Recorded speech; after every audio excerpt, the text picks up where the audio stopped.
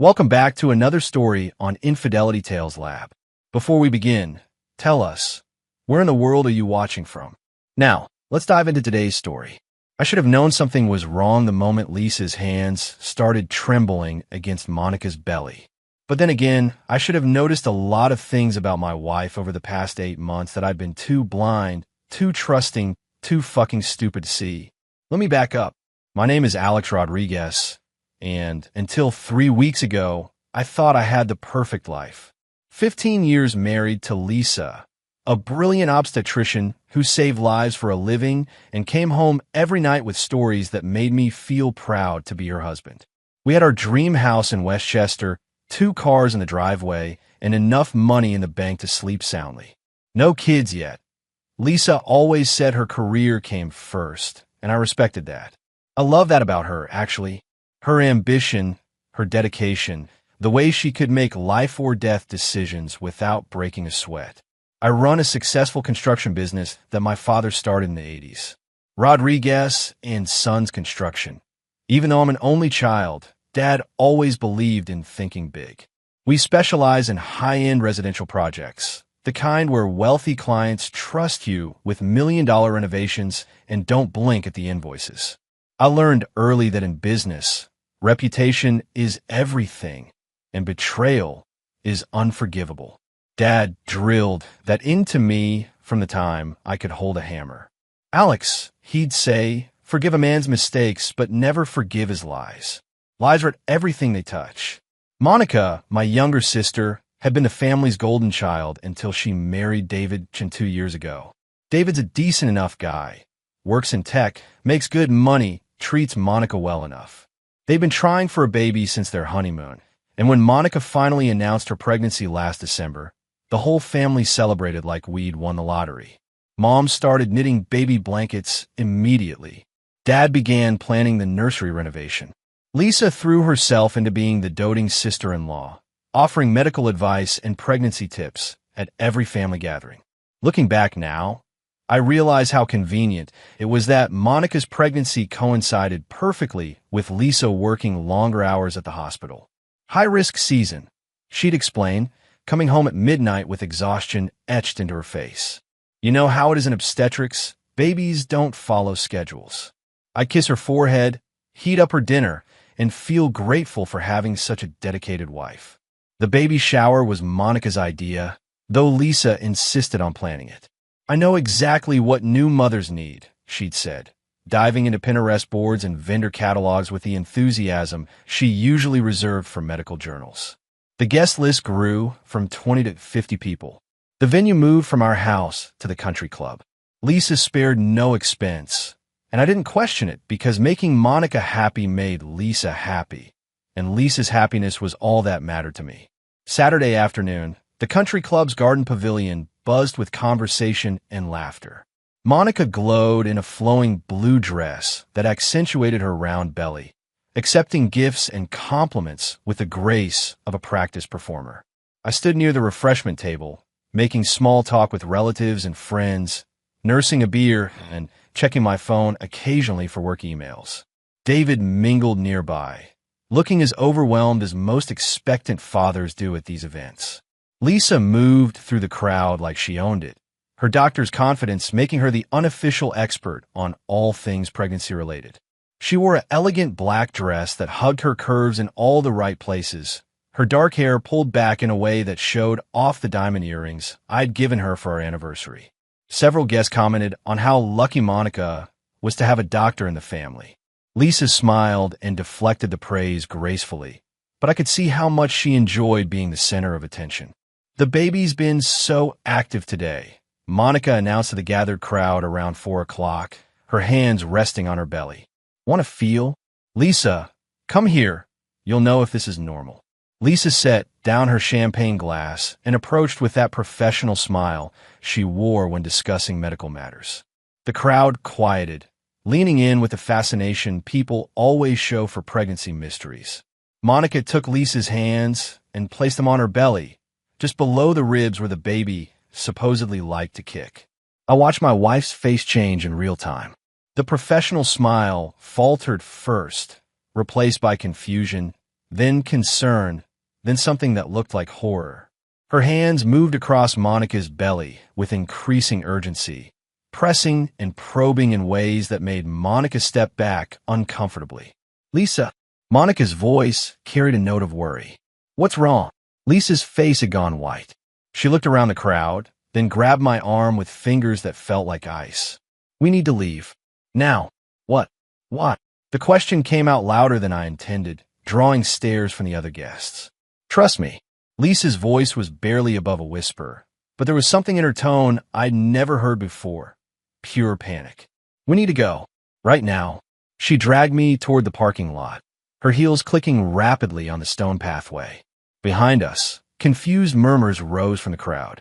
I caught David's bewildered expression and Monica's face, which had shifted from concern to something that looked almost like fear. We attended my sister's baby shower. She said, "The baby's moving, feel it." My wife, an obstetrician, placed her hand on her belly. The next moment, she dragged me outside.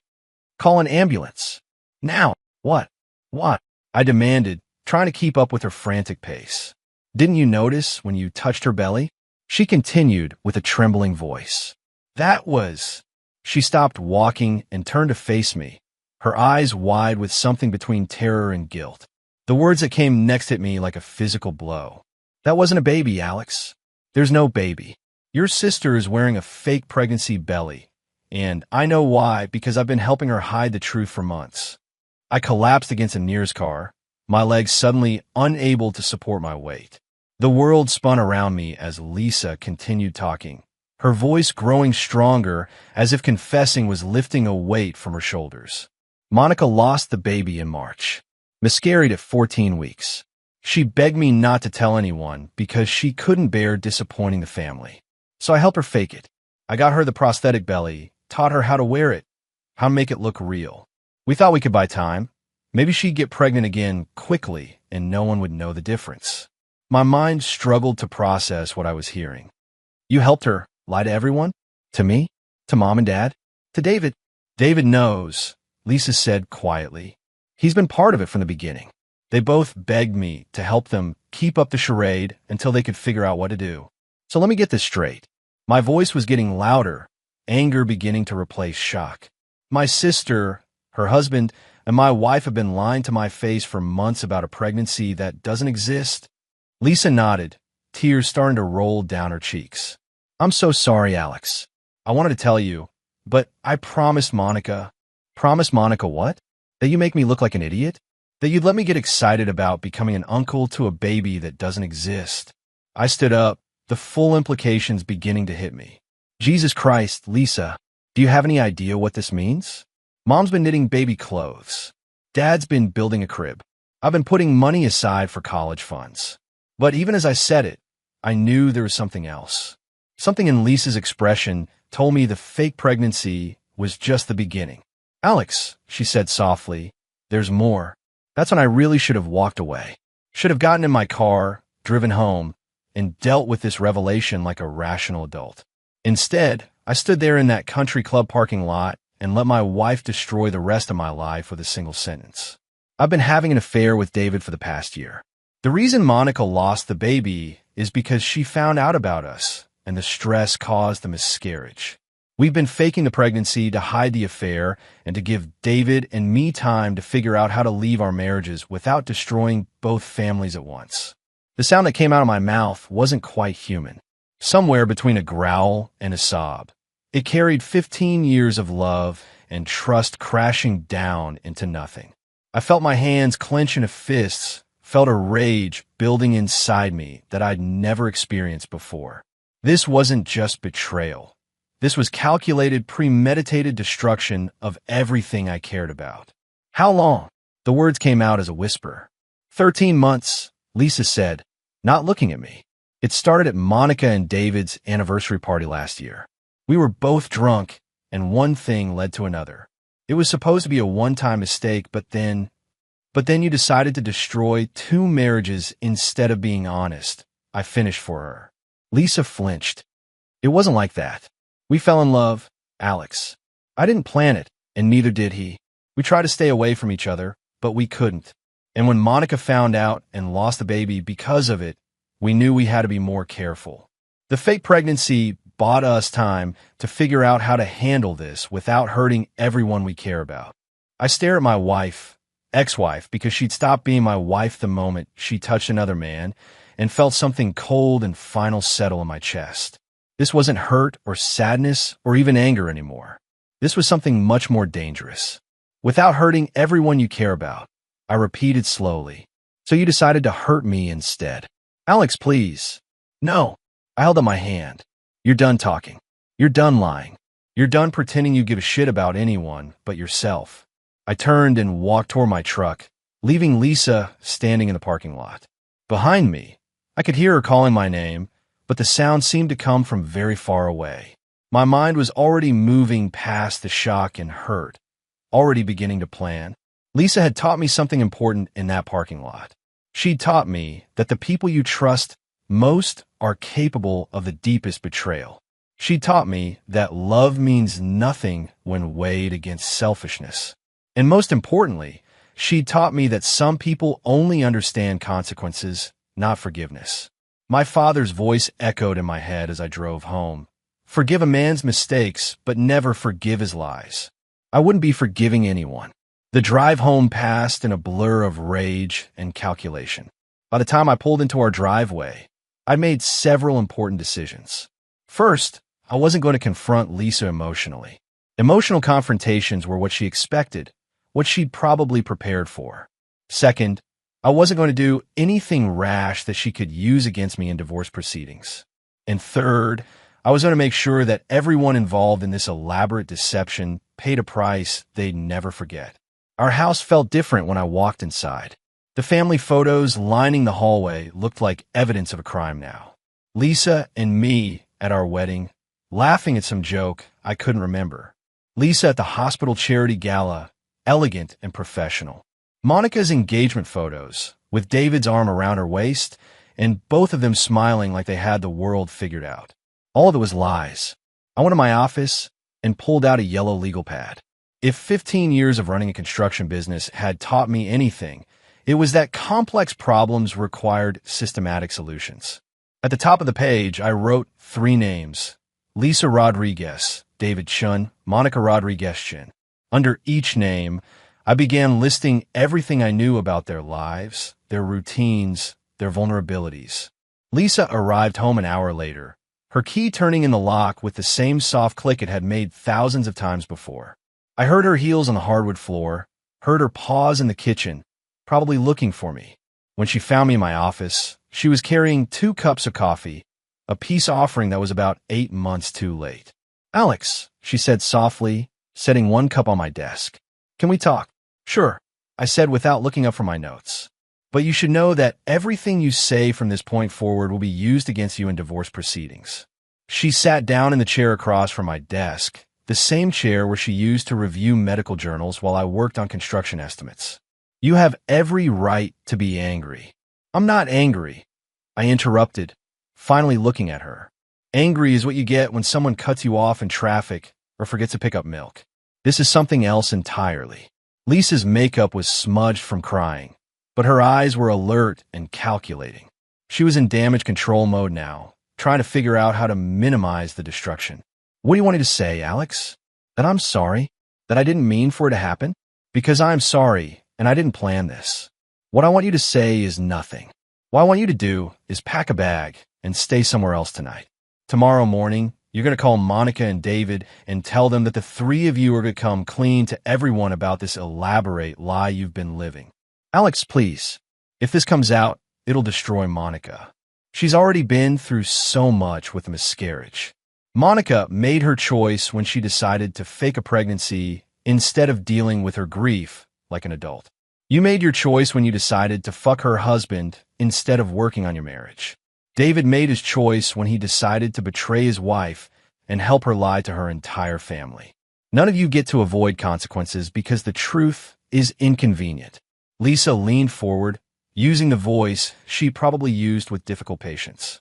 I know you're hurt, and you have every right to be, but think about what you're asking. If we tell everyone the truth all at once, it'll devastate your parents. It'll humiliate Monica and David. It'll destroy both families. Both families are already destroyed, I said calmly. The only difference is that right now, I'm the only one who knows it. She tried a different approach. What if we did this gradually? What if Monica lost the baby in a few weeks, and then David and I could separate quietly? People get divorced all the time. It doesn't have to be a scandal. I set down my pen and looked at her directly. You want to know what I think, Lisa? I think you're scared. I think you're realizing that your little love affair is about to cost you everything you've worked for.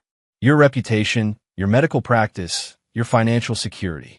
I think you're hoping I'll be reasonable and help you manage this crisis like I've managed every other crisis in our marriage. I'm not asking you to. But here's what you don't understand, I continued. I'm not your partner anymore. I'm not your ally. I'm not someone who's going to help you figure out how to minimize the damage from your betrayal. As of today, you and David and Monica are on your own. Lisa's composure finally cracked. Alex, please. I love you. I know you don't believe that right now, but I do. David and I, it's complicated. It's not what you think. It's exactly what I think. You've been fucking my sister's husband for over a year while lying to my face every single day. You helped them fake a pregnancy to cover up an affair that caused a miscarriage. There's nothing complicated about it. Tears started rolling down her cheeks again. If you ever loved me, please don't do this. Please give us a chance to make this right. The plea might have worked on the man I was yesterday. The man who trusted her, who believed in the goodness of people, who thought love conquered all. But that man had died in the country club parking lot. I did love you, I said quietly. More than anything, which is why what you've done is unforgivable. Lisa left that night, taking a single suitcase and her medical bag. She didn't ask where she was going to stay, and I didn't ask. I suspected I already knew. Over the next 3 days, I put my plan into motion. The first step was gathering evidence. Lisa had been careless with her phone bills, and it didn't take much effort to see the patterns. Hundreds of calls and texts to David's number at all hours of the day and night. Credit card statements showed hotel charges and restaurant bills that coincided with days when she'd claimed to be working late. Her laptop, which she'd left behind in her hurry to pack, contained email chains between her, David, and Monica discussing the fake pregnancy charade in detail. The second step was consulting with lawyers. I met with 3 different attorneys before finding Patricia Grimm, a divorce specialist who'd built her reputation on handling high-profile cases involving infidelity and fraud. Patricia was in her 50s, silver-haired, and ruthless in the way that only someone who'd seen too many lies could be. This is actually quite straightforward, Patricia said after reviewing my evidence. Your wife committed adultery, which affects property division in New York. The fake pregnancy adds an element of fraud and conspiracy that works in your favor. We can file for divorce on grounds of adultery and seek full enforcement of your prenuptial agreement. The prenup had been Lisa's idea, ironically. As a doctor, she'd wanted to protect her assets in case our marriage failed. It specified that in cases of adultery, the cheating spouse forfeited their claim to marital property and spousal support. At the time, I'd signed it readily because I trusted her completely. Now it was going to be her undoing. What about going after David? I asked. Patricia smiled, the first genuine smile I'd seen from her. New York allows you to sue for alienation of affection. We can go after him for damages related to the destruction of your marriage. Given his financial situation and the evidence you have, we could easily get a judgment in the mid-6 figures. And Monica? More complicated, since she's your sister and wasn't directly involved in the affair. But if we can prove she conspired to defraud you emotionally and financially, which the fake pregnancy evidence supports, we might have options there too. The third step was professional. Lisa worked at St. Mary's Hospital, one of the most prestigious medical facilities in the state. Her affair with David had involved using her medical expertise to help fake a pregnancy, which raised serious ethical questions about her fitness to practice medicine. I made copies of all the relevant evidence and sent them to the New York State Board of Medicine with a formal complaint. I also reached out to David's employer, a tech company that prided itself on ethical leadership and family values. David was a senior developer with access to sensitive systems and client data. Companies like his didn't appreciate employees who demonstrated poor judgment in their personal lives, especially when it involved elaborate deceptions and fraud. By Wednesday, the first consequences began to appear. Lisa called me in tears, saying that she'd been suspended from the hospital pending an investigation into ethical violations. David was being moved to a different department at work, while HR looked into character concerns raised by an anonymous tip. "Alex, please," Lisa begged over the phone. "I know you're angry, but this is destroying our careers. Can't we work something out? You destroyed your own careers when you decided to lie and cheat instead of being honest," I replied. "I'm just making sure everyone knows the truth about who you really are. What do you want from us? Money? An apology? We'll do anything. What I want is for you to face the consequences of your actions without trying to manipulate your way out of them. What I want is for you to understand that betrayal has a price." "Alex, you're scaring me. This isn't like you." She was right. The old Alex would have been devastated, but ultimately forgiving.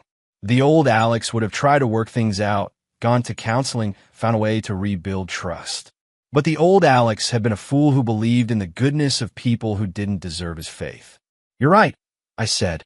The Alex you knew was weak. He was naive. He let people take advantage of his trust because he thought love meant never holding people accountable for their choices. That Alex is gone. The fourth step was social. I started making phone calls to family and friends, not to gossip or seek sympathy, but to control the narrative. I told them that Lisa and I were divorcing due to irreconcilable differences, and that there might be some difficult revelations coming out soon. I positioned myself as the reasonable party who was trying to handle a difficult situation with dignity. When my parents called asking for details, I was honest but measured. Lisa has been having an affair, and there are some other complications involving Monica that I can't discuss yet. I know this is shocking, and I know it's going to be hard on everyone, but I need you to trust me to handle this the right way." My mother cried. My father was silent for a long moment before saying, "What do you need from us, son?" "Just support. And when the whole story comes out, I need you to remember that I tried to do this quietly." By Friday, the pressure was clearly getting to them. Monica called me for the first time since the baby shower, her voice shaky and desperate. "Alex, we need to talk. All of us. This has gone too far." "I agree," I said. "Let's meet at the house tomorrow morning. You, David, Lisa, and me. We'll get everything out in the open." "Thank you," Monica said, relief evident in her voice. "Thank you for being reasonable about this." I hung up without correcting her assumption. There was nothing reasonable about what I was planning. Saturday morning, they arrived together, my wife, my sister, and my brother-in-law, looking like defendants arriving at a criminal trial. Monica was wearing loose clothing that couldn't completely hide the absence of her fake belly. Lisa looked exhausted, dark circles under her eyes, suggesting she hadn't slept much. David kept checking his phone, probably dealing with fallout from work. I served coffee and sat across from him at our dining room table, the same table where we'd shared countless family dinners and holiday celebrations. The irony wasn't lost on me. "Before we start," I said, "I want you all to understand something. This isn't a negotiation. This isn't a family meeting where we're going to work through our problems and find a solution that makes everyone happy. This is me telling you what's going to happen next." Lisa opened her mouth to speak, but I held up my hand. "You've all had months to figure out how to handle this situation. You chose lies, deception, and betrayal. You chose to protect yourselves at my expense. Now I'm choosing how to protect myself at your expense." I slid 3 manila envelopes across the table. "David, your envelope contains copies of all the evidence I've given to your HR department, along with documentation that I'll be filing an alienation of affection lawsuit against you on Monday. You're going to lose your job, and then you're going to lose a significant portion of your assets in civil court." David's face went white as he opened the envelope. "Alex, man, I know you're pissed, but..." "Monica," I continued without acknowledging him, "your envelope contains copies of everything I'm sending to Mom and Dad tomorrow, including Lisa's medical records showing that you lost your baby in March and have been faking a pregnancy ever since. It also includes a letter I'm sending to your church, your neighbors, and everyone who attended your baby shower, explaining why they won't be meeting your baby after all." Monica gasped, her hands shaking as she fumbled with the envelope. "Alex, you can't. The shame will kill Mom and Dad. Please, I'm begging you. Lisa, I said, sliding the final envelope to my wife. Yours contains copies of everything I've sent to the medical board, along with the divorce papers Patricia filed yesterday. You're going to lose your medical license, your claim to any marital property, and any hope of spousal support. You're also going to discover that your professional malpractice insurance doesn't cover ethical violations related to fraud. Lisa's hands were trembling as she opened her envelope. Alex, this will destroy me. Everything I've worked for. Everything you worked for. I stood up, my voice rising for the first time. You think your career is more important than our marriage? You think your reputation matters more than the trust you destroyed? You think you deserve to keep the benefits of being a respected doctor while acting like a common liar and cheat? That's not what I meant. It's exactly what you meant. All three of you are sitting here worried about how this affects you. Your careers, your reputations, your comfort. None of you have apologized for what you did to me. None of you have acknowledged that your choices were wrong. You're just upset that there are consequences. David finally found his voice. Alex, I get that you're angry, but this is nuclear. You're talking about destroying all our lives over something that... Look, people make mistakes. People fall in love. It happens. I turned to look at him directly for the first time since he'd arrived. David was a smaller man than me, soft in the way that office workers often were, with the kind of face that suggested he'd never been in a real fight in his life. Looking at him now, I felt nothing but contempt. People make mistakes, I repeated slowly. Is that what you call a year-long affair? Is that what you call helping fake a pregnancy? Is that what you call lying to your wife's family for 8 months? Mistakes. You meant that you thought you could fuck my wife and lie to my face and never pay a price for it. You thought you were smarter than everyone else, that you could manage this situation without anyone getting hurt. But the only person who got hurt was me. And now you're surprised that I'm not grateful for your consideration. Monica tried a different approach. Alex, I know what we did was wrong, but please think about the family. Think about Mom and Dad. This will break their hearts. Mom and Dad's hearts are going to be broken no matter what, I said. The only question is whether they're broken by the truth or by more lies. I've decided they deserve the truth. But if you tell them gradually, Lisa started. No. My voice was flat, final. I'm done with gradual. I'm done with managing everyone else's feelings. I'm done with protecting people who didn't protect me. I walked to the window and looked out at the yard Lisa and I had landscaped together 3 years ago. We'd planted roses because they were her favorite flower. We'd installed a deck because I liked to grill. We talked about adding a swing set someday when we had children. All of it seemed like someone else's life now. Here's what's going to happen, I said without turning around. Monica, you're going to call Mom and Dad today and tell them the truth about the pregnancy. You're going to tell them about the affair. You're going to explain why you thought lying to them was better than dealing with your grief honestly. Alex, David, you're going to call your parents and explain why your marriage is ending and why you're about to lose your job. You're going to take responsibility for your choices instead of making Monica do all the emotional labor. Please, Lisa, you're going to move out of this house permanently. You're going to find somewhere else to live while we go through divorce proceedings. You're going to cooperate fully with the property division, and you're not going to contest the prenup you insisted on. I turned back to face them. All three looked like they'd been physically struck. And all of you are going to understand that this isn't cruelty. This isn't revenge. This is accountability. This is what happens when you bet that someone will love you more than they love themselves. Lisa was crying openly now.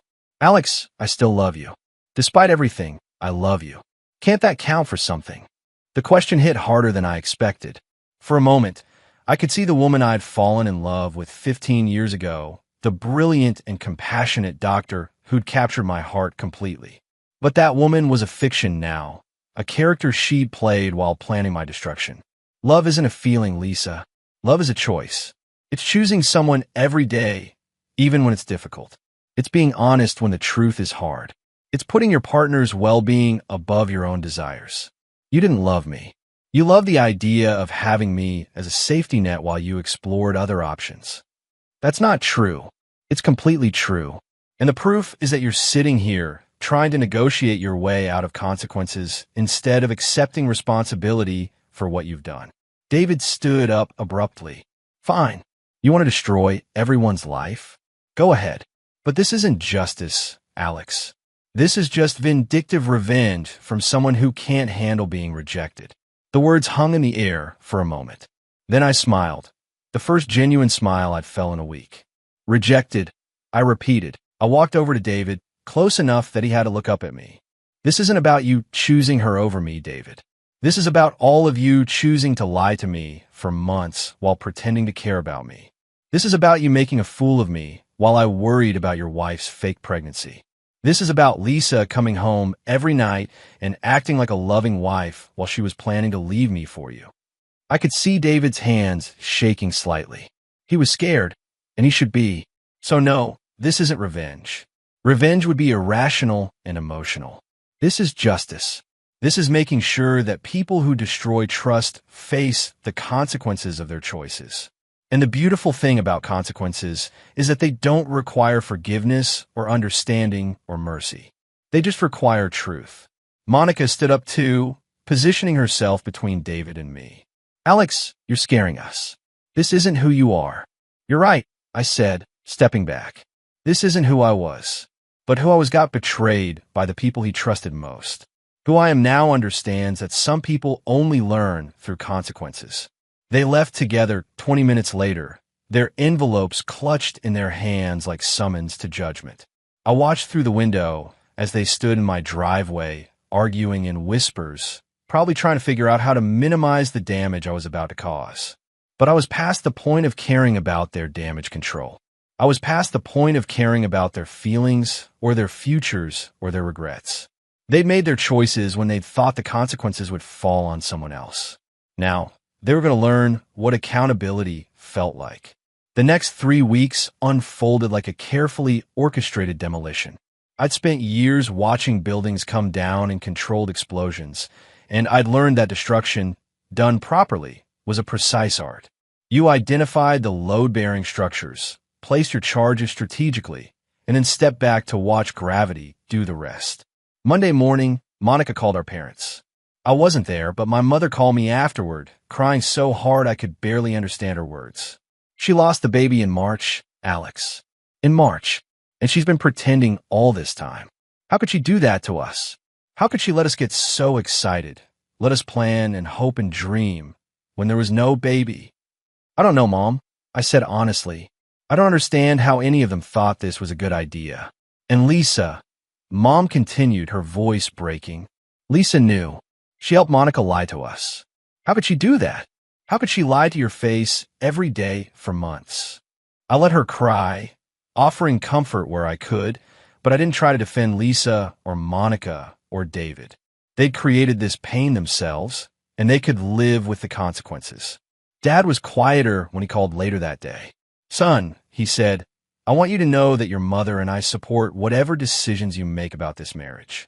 We love Lisa, but what she did, that's not something a person comes back from. Thanks, Dad. That means everything to me. Your sister wants to talk to you, he continued. She's been calling here, crying, asking us to intercede. We told her that she made this mess and she needs to face it. By Wednesday, the professional consequences were accelerating. Lisa's suspension became a formal investigation when the medical board received my complaint. The evidence was overwhelming. She'd used her medical expertise to help fake a pregnancy, which violated multiple ethical guidelines about practicing medicine outside of her licensed capacity and participating in fraud. David's situation was even worse. His company had a strict ethics policy that covered employee conduct both inside and outside the workplace. When HR saw the evidence of his year-long affair and participation in elaborate deception, they moved quickly to terminate his employment. In the tech industry, reputation mattered almost as much as skill, and David's reputation was now toxic.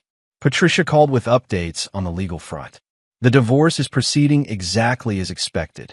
Their attorney tried to challenge the prenup, but the adultery clause is ironclad. Lisa's going to walk away with essentially nothing. What about the alienation of affection suit? David's attorney wants to settle. They're offering $50,000 to make it go away. No, I said immediately. We're going to trial. I want everyone to see exactly what this cost me. Patricia paused. Alex, I have to ask, Are you sure about this?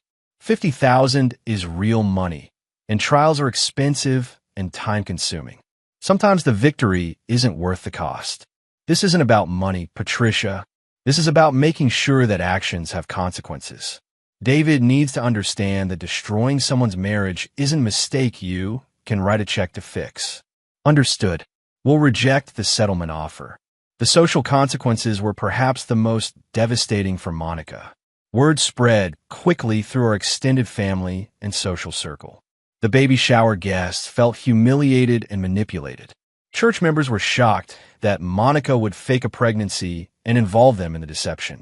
Neighbors who'd been watching her belly grow with interest now whispered when she walked by. Mom told me that Monica had basically become a hermit, afraid to leave the house because of the stares and whispers. She keeps saying she just wanted more time. Mom said, time to grieve, time to get pregnant again, time to figure out how to tell us she'd lost the baby. But Alex, 8 months of lying isn't buying time. That's living in a fantasy. The hardest part for me was watching how the revelation affected my parents. Dad had torn down the crib he'd been building in his workshop, throwing the pieces in the trash like they were contaminated. Mom had packed away all the baby clothes and blankets she'd been accumulating, unable to look at them without crying. It's not just the lying, Mom explained when I visited her on Thursday. It's that they made us complicit in it. Every time we talked about the baby, every time we made plans or bought gifts or told our friends about becoming grandparents, we were participating in their lie without knowing it. They used our love against us. That was exactly right, and it crystallized something important for me. This wasn't just about betrayal between spouses or siblings. This was about how their selfishness had contaminated every relationship it touched. Lisa tried one more time to negotiate on Friday, showing up at my office unannounced while I was reviewing blueprints for a new project. She looked terrible, dark circles under her eyes, her hair unwashed, wearing the kind of casual clothes she usually reserved for sick days. Alex, please, she said, sitting down across from my desk without being invited. We need to talk about this rationally. I set down my blueprints and looked at her. There's nothing to talk about, Lisa. The lawyers are handling everything from here. The medical board is going to revoke my license, she said, her voice barely above a whisper. 20 years of training and practice gone. I'll never be able to work as a doctor again. Probably not, I agreed. David lost his job. He's not going to be able to find another one in tech with this on his record. We're both going to have to start over completely. That's the idea. Lisa leaned forward, desperation making her voice stronger. What do you want, Alex? Really, what do you want? If it's an apology, I'm sorry. If it's money, we'll figure out how to pay you. If it's time apart, I'll move across the country. Just tell me what would take for you to call off the dogs. I studied her face for a moment. There was something almost pathetic about the question, as if she still didn't understand what she'd done or why it mattered. What I want, I said slowly, is for you to face the consequences of your choices without trying to manipulate your way out of them. What I want is for you to understand that trust, once broken, can't be repaired with apologies or promises or negotiations. But Alex, what I want, I continued, is for David to understand that destroying someone's marriage for your own pleasure has a price. What I want is for Monica to understand that lying to people who love you isn't just a mistake. It's a betrayal that leaves permanent damage. Lisa was crying again. You're destroying all of us over something that, yes, it was wrong, but people make mistakes. People fall in love with the wrong person. People make bad decisions when they're emotional. Stop calling it a mistake, I said, my voice getting harder. A mistake is backing into a parked car. A mistake is forgetting someone's birthday. What you did was a series of deliberate choices made over more than a year. You chose to start an affair. You chose to continue it. You chose to help fake a pregnancy. You chose to lie to my face every single day while planning to leave me for another man. I was going to tell you. When? After David divorced Monica? After you'd figured out how to protect your assets? After you'd found a way to make me look like the bad guy for not understanding your true love? Lisa couldn't answer that because we both knew the truth. She would have kept lying for as long as it served her purposes. The difference between us, I said, standing up to signal that the conversation was over, is that I'm not pretending this is anything other than what it is. I'm not calling it justice or righteousness or doing what's best for everyone. I'm destroying your life because you destroyed mine, and I want you to understand that actions have consequences. This isn't who you are, Alex, Lisa said, standing up too. The man I married was kind and forgiving, and the man you married was naive and trusting and willing to be taken advantage of by people he loved. I interrupted. That man believed that marriage meant partnership and honesty and loyalty. You taught me that I was wrong about all of that. I walked to the door and opened it. The man you married is gone, Lisa. You killed him the moment you decided that your happiness mattered more than his trust. She left without another word, and I knew it would be the last time we'd speak directly. 2 weeks later, the final pieces fell into place.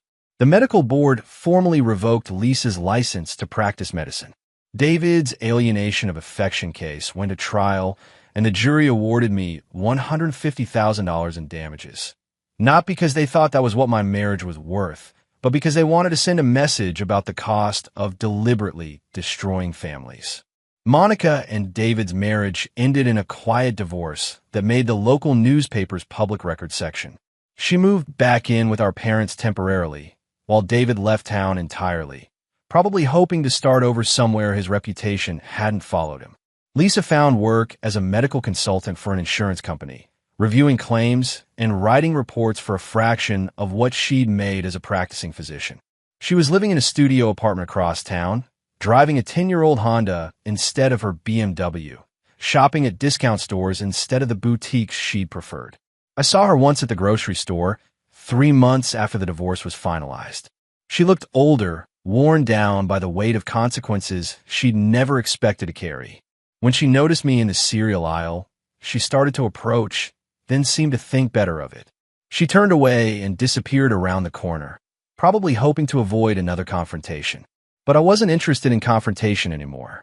The anger that had driven me for months was gone, replaced by something more like satisfaction. Not happiness. I wasn't sure I'd ever be happy in the same way again, but the solid contentment that comes from seeing justice done. 6 months later, I was in a better place than I'd expected. The construction business was thriving, partly because word had gotten around about how I'd handled my difficult situation. Other contractors and clients respected the fact that I'd stood up for myself without breaking any laws or doing anything that could come back to hurt me professionally. My parents had recovered from the initial shock and were treating me with a new kind of respect. Dad started asking for my advice on business decisions he'd always handled alone. Mom included me in family planning conversations she'd previously managed herself. They'd learned that their youngest son was stronger than they'd realized. Monica, and I hadn't spoken since that day in my dining room, but Mom told me she was seeing a therapist and trying to figure out how to rebuild her life. I didn't wish her ill, but I didn't wish her well either. She was dealing with the consequences of her choices, same as everyone else. Patricia called with news that David had declared bankruptcy and moved to another state. His financial situation is pretty dire, she said. Lost his job, lost his divorce settlement, lost the alienation judgment, and apparently his family has cut him off financially. Good, I said. He earned every bit of it. Any regrets about how hard you went after them? I thought about it for a moment. No, they made choices that destroyed my life without caring about the consequences. I made choices that destroyed their lives while caring deeply about the consequences. The difference is that mine were justified. On the 1-year anniversary of the baby shower, I had dinner with my parents. We didn't talk about Monica or Lisa or David. We talked about Dad's retirement plans and Mom's garden and my ideas for expanding the business.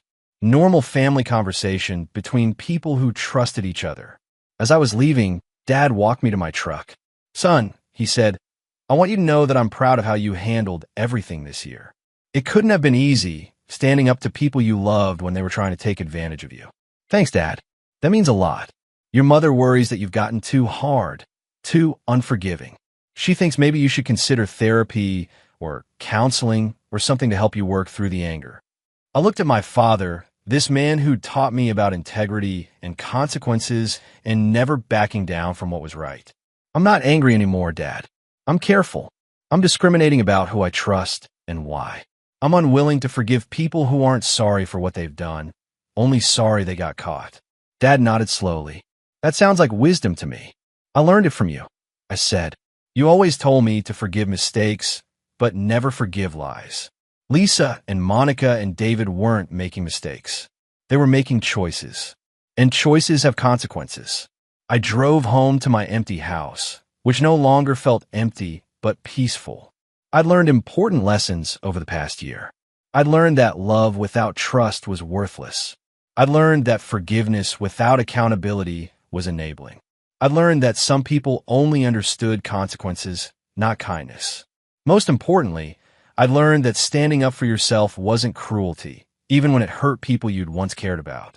Sometimes the kindest thing you could do for someone was to let them face the full weight of their choices without cushioning the blow. Lisa had taught me that people were capable of profound betrayal while maintaining the pretense of love. Monica had taught me that family loyalty had limits. David had taught me that some men would destroy anything they could get away with destroying. But I taught them something too. I taught them that actions have consequences. I taught them that trust, once broken, couldn't be repaired with excuses or apologies or time. I taught them that some people refuse to be taken advantage of, no matter how much they'd once loved you. The baby shower revelation had destroyed my old life completely, but it had also given me something valuable. The knowledge that I was stronger than I'd ever imagined, and that I deserved better than people who would lie to my face while planning my destruction. I never forgave them. I never took any of them back. And I never regretted any decision I'd made in response to their betrayal. Some people called me harsh. Some people said I'd gone too far. Some people thought I should have been more understanding, more forgiving, more willing to work things out. But none of those people had lived through what I'd lived through. None of them had discovered that their entire life was built on lies told by people they trusted. None of them had to choose between accepting betrayal and fighting back against it. I chose to fight back, and I won. The baby shower had been meant to celebrate new life. Instead, it became the funeral for my old life and the birth of something harder but more honest. I'd learned to be ruthless when necessary, brutal when justified, and unforgiving when betrayal was involved. It wasn't the life I'd planned, but it was the life I'd earned. And unlike the life I'd lost, this one was built on truth instead of lies. That made all the difference. And there you have it. Another story comes to an end. What did you think? I'd love to hear your thoughts in the comments below. If you enjoy this story, consider joining our community by subscribing. It means the world to us. For more stories like this one, check out the recommended videos on screen. And I'll see you there.